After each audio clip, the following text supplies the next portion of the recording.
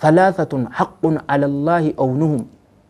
المجاهد في سبيل الله والمكاتب الذي يريد الأداء والناكه الذي يريد العفاف وصدق رسول الله صلى الله عليه وآله وسلم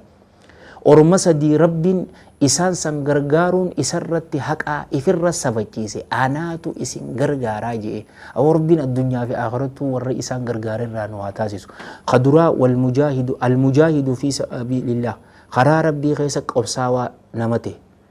yoo du'e firdoosaa dhaala yoo deebi'e ammoo boojuu ni deebi'a miskiina taanaan tujjaara ta'ee deebi'a beeke boojuu harkatee mi kaan ammoo isa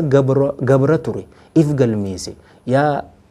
gootaa kiyya ja'an kaa sayyida isaa saniin baatii jaha keessatti 100,000 siifin kannaa bilisa na baasi ja'anii yeroo san ni mallatteessan isaan lachuu diil ittafaqana wallaahi alladhii laa ilaaha ghayru baatii jahan san keessatti 100,000 san akka ifirraa kafalu allahan isa gargaara kaan ammoo gurbaa fuudhuu barbaadu inninuu maali lubbuu isaa zinarraa tiifamuudhaaf kafuudha barbaadu wallaahi alladhii laa ilaaha ghayru isaatu isa gargaara ballama rabbiitii yaqiina kana dhabne arrantana isaa si gargaara dhume meeku bar ifitti amantummaa akkamii qaba obbaleesaa tuutuutu ala naa jiraa barja'a namni obbaleetiin alarraa qaba daayispooraa kaanis su'udii naa jirti jaa hin agarree hanqam takka kaa obbaleeyyan akka gara qaban gizee ta'e akkamitti hifaman asitti immoo haayakaa Allah harratti haqaa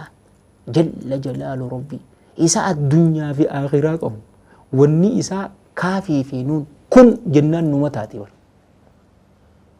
jaartii saaliyaa sammuu teessaniif nagaya ta'e isinii kennitu